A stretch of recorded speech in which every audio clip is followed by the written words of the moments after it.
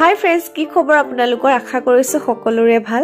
পুনৰ এটা নতুন ভিডিঅ' লৈ মই দীপাঞ্জলি আপোনালোকৰ মাজলৈ আহিছো। আজি পুনৰ লৈ আহিছো আপোনালোকৰ বাবে ঠাণ্ডা দিনত ব্যৱহাৰ কৰিব পৰা এটা ঘৰুৱা ৰেমেডি। ঠাণ্ডা দিনত আপোনাৰ যদি ছালখন ক'লা পৰিছে, ছালখন শুকান হৈ পৰিছে, পিগমেন্টেশনৰ সমস্যাটো আছে বা ৰ'দে পৰি আপোনাৰ ছালখন ক'লা কৰিছে, তেতিয়া আপোনালোকে আজি ৰেমেডিটো ব্যৱহাৰ কৰিব পাৰে। কেতিয়াবা আপোনালোকে অকণমান সময় উলিয়াই ঘৰুৱা সামগ্ৰীয়ে ছালখনৰ যত্ন ল'বচোন, ছালৰ বহুতো সমস্যা নাইকিয়া কৰিব। ঠাণ্ডা দিনত আমি আটাইতকৈ এলাহ কৰোঁ আমাৰ ছালৰ যত্ন ল'বৰ কাৰণে। কেৱল আপোনালোকৰে নহয়, মোৰো হয়। যদি ৰাতি আমাৰ ছালৰ যত্ন লোৱাৰ কথা কওঁ, তেতিয়াতো ক'বই নালাগে। মই আপোনালোকক আজি ৰেমেডিটো মাত্ৰ 3 দিন ব্যৱহাৰ কৰিবলৈ কৈছো। সপ্তাহত আপোনালোকে মাত্ৰ 3 দিন ব্যৱহাৰ কৰিব। ৰিজাল্ট দেখি আপোনালোকে নিজে আচৰিত হ'ব। আহিবলগীয়া ভিডিঅ'সমূহৰ জৰিয়তে মই আপোনালোকৰ লগত সকলোখিনি শ্বেয়াৰ কৰিম। কিদৰে আপোনালোকে ঘৰুৱাভাৱে তেল প্ৰস্তুত কৰিব পাৰে, কিদৰে আপোনালোকে ঘৰতে বহি আপোনাৰ ছালখনৰ যত্ন ল'ব পাৰে। চুলিৰ কাৰণে বিভিন্ন ৰেমেডি, ছালৰ কাৰণে বিভিন্ন ঘৰুৱা ৰেমেডি মই আপোনালোকৰ লগত শ্বেয়াৰ কৰি আছো আৰু ভৱিষ্যতেও কৰি থাকিম। এই চেনেলটোৰ জৰিয়তে বহুতো লোক উপকৃত হৈছে। যদি আপোনালোকেও এই চেনেলটোৰ জৰিয়তে ঘৰুৱা সামগ্ৰী ব্যৱহাৰ কৰি আপোনাৰ ছাল আৰু চুলিৰ যত্ন ল'ব বিচাৰে, এতিয়াই আমাৰ পৰিয়ালৰ সদস্য হ'ব পাৰে। আমাৰ এই চেনেলটোৰ পৰিয়ালৰ সদস্যৰ সংখ্যা হৈছে 1,24,000।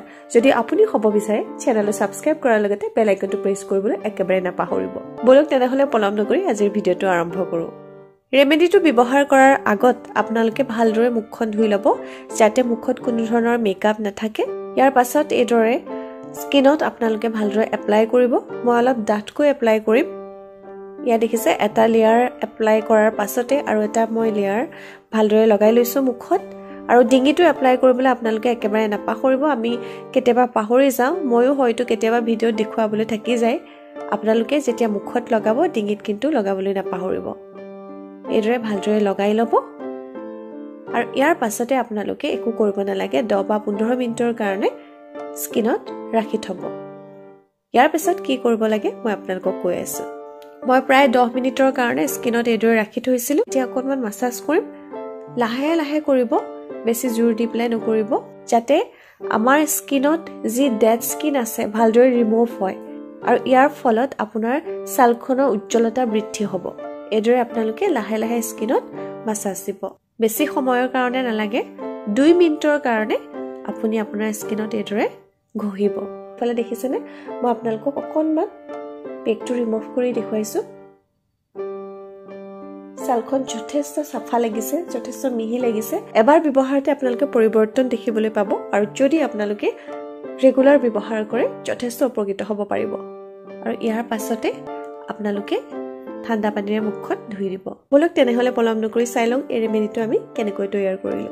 আজি ৰেমেডিটোৰ কাৰণে মই লৈছো আটা লৈছো। 2 চামুচ আটা ব্যৱহাৰ কৰিছো। অকণমান হালধি গুড়ি, এয়া ঘৰুৱা হালধি হয়। এই দুটা বস্তু এবাৰ মিক্স কৰি লৈছো। ইয়াৰ পিছত মই ব্যৱহাৰ কৰিছো 1 চামুচ মৌজোল। ঠাণ্ডা দিনৰ কাৰণে খুব ভাল হয় মৌজোল। 1 চামুচ গ্লিচাৰিন ব্যৱহাৰ কৰিছো। ইয়াৰ লগত মই অকণমান নেমু ৰস ব্যৱহাৰ কৰিম। যদি নেমু আপোনাৰ স্কিনত চুট নকৰে তেতিয়া ব্যৱহাৰ নকৰিব, আৰু যদি কৰে কৰিব। শেষত ইয়াৰ এটা পেষ্ট বনাবৰ কাৰণে মই ব্যৱহাৰ কৰিছো কেঁচা গাখীৰ। এতিয়া গোটেইকেইটা বস্তু ভালদৰে মিক্স কৰি লওঁ।